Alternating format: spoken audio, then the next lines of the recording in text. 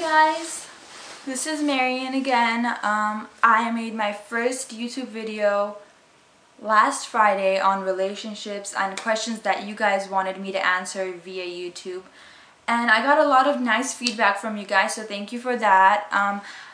I got a question again. I always post, if you guys want me to answer anything via YouTube, just tag YouTube at the end of the message that you send me via Tumblr, and I will answer it for you. And I got someone asked me something that I really wanted to discuss because it happens a lot, and she wrote talk about why people have the craving to cheat on their significant other.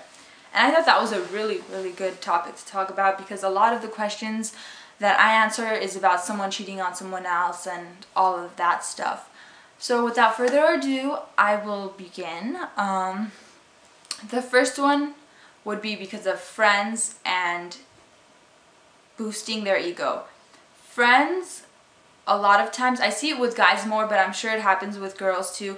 Friends are kind of, well, if you have a group of friends and you're the one in the relationship, and you obviously have to balance the relationship and your friends, they're single, they'll kind of make fun of you. They'll call you whipped. I'm sure you guys have heard a lot about that one. And so the person kind of feels like, well, this is for a guy's point of view, not man enough, and they kind of feel like they're made fun of, so they want to prove to themselves and their friends that, like, oh, I could do the same thing you guys can do, when they go out and they go to clubs and all of that stuff.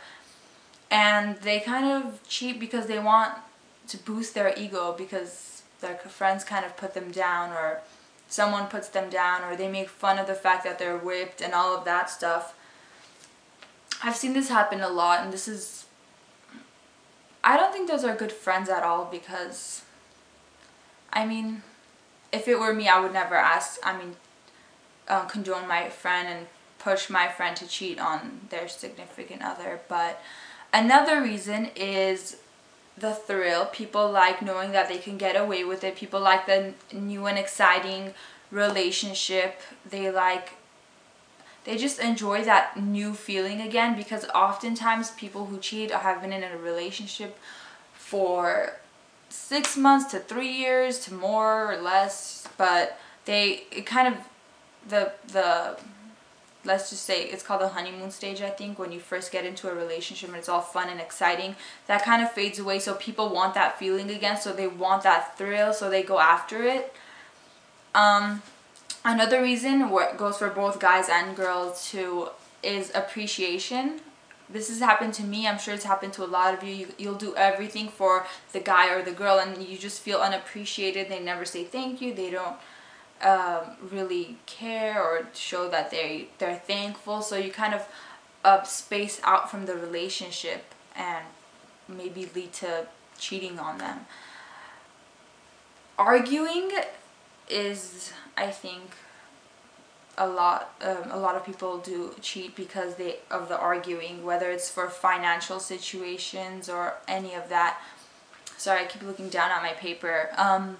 So they argue. So let's say, okay, I always tell my followers that if you feel a certain way, talk about it. That's the only way to a successful relationship. So I know a lot of people who don't like that. They're closed off. They like being alone. They get angry, so they want to cool off by themselves. And that leads a lot of people into going out to let out their anger, I guess, and that they end up cheating like that instead of talking it out. I know a lot of people who have been through that one. Financial situations, you spend so much time being stressed over that you kind of forget to be trying for the relationship, because you always have to try. It's a two-way thing. If one tries and the other tries, it's doomed to fail. This one is a big one.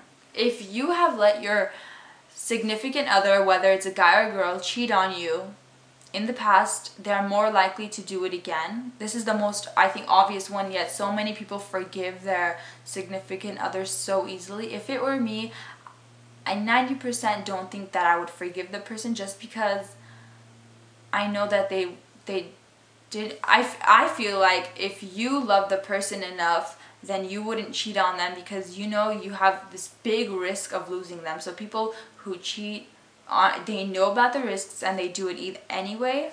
That's how I think. But if you forgive them so easily, if just by sorry or an I love you or it was a mistake, and you just forgive them and let them back into your lives like nothing happened, they're gonna think, wow, I can get away with this. What else can I get away with? I can get away with it again. So they continue doing it. This doesn't go for a lot of people, but I know many others who think like that. Other reasons: revenge. Your significant other did it to you, so you want to do it back to them just to piss them off, which I think is very childish.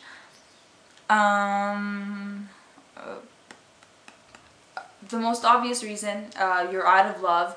A lot of people, instead of